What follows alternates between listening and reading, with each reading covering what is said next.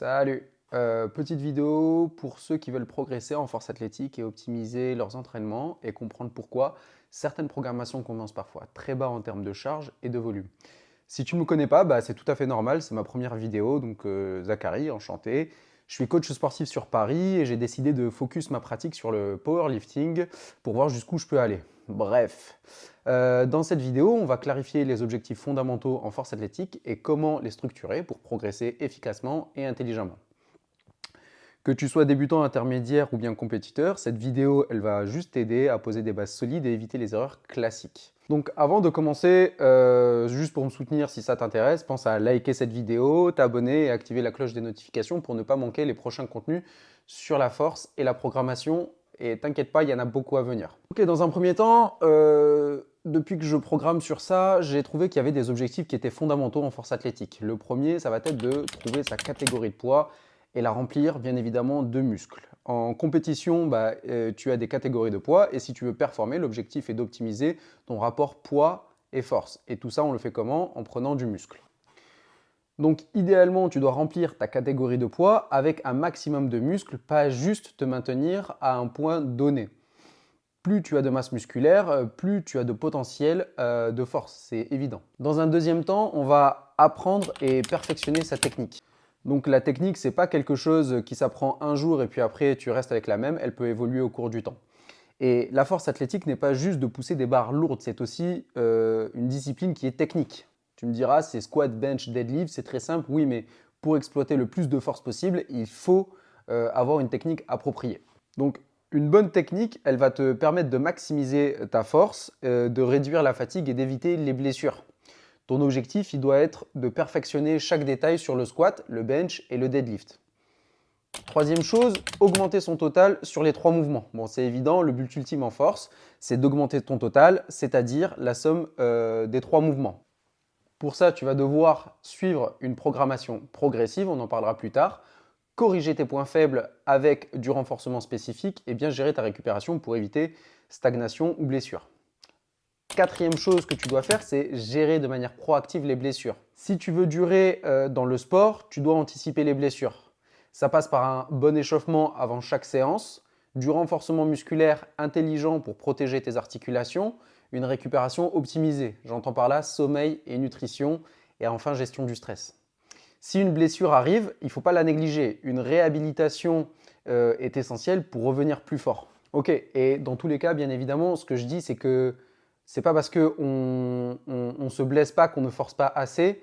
Ce que je dis, c'est simplement qu'il faut éviter au maximum la blessure, mais au cours des années, en fait, il y a de fortes chances pour qu'on se blesse. Comme dans la vie de tous les jours, on peut se blesser.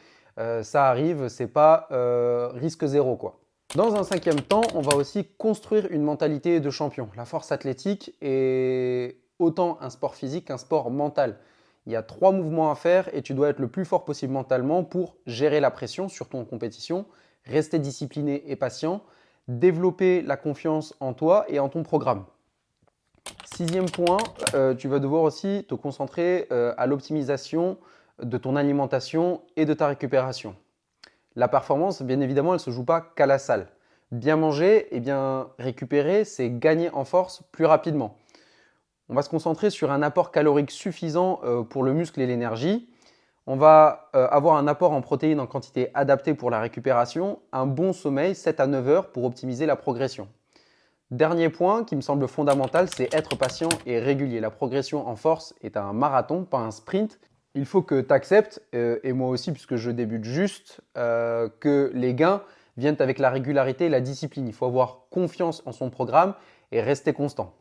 Ok, maintenant qu'on a dit ça, on peut passer aux objectifs qui sont un peu plus logistiques pour structurer, on va dire, sa progression. Donc, première chose, c'est faire le minimum syndical, mais efficacement.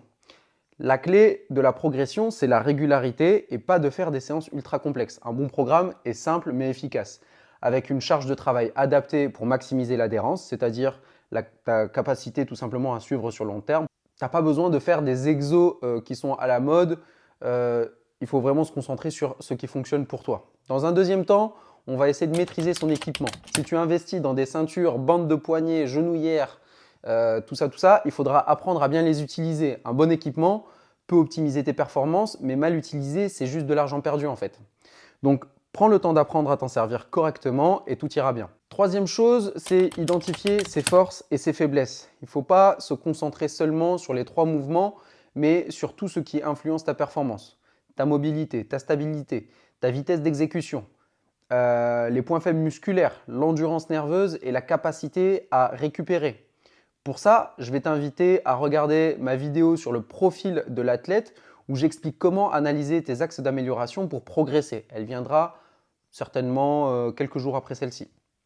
Donc, si jamais tu veux progresser en force athlétique, pose-toi ces questions et fixe des objectifs clairement. Quels sont tes points forts et tes points faibles? Est-ce que ta programmation est cohérente avec tes objectifs? Et n'hésite pas tout simplement à me dire en commentaire où tu en es dans ta progression et quel est ton objectif principal en ce moment. Si cette vidéo t'a aidé, pense à liker, t'abonner et à activer la cloche pour ne rien rater de ce qui va arriver. On se retrouve très bientôt pour d'autres conseils sur la force athlétique et moi je te dis à la prochaine. Ciao!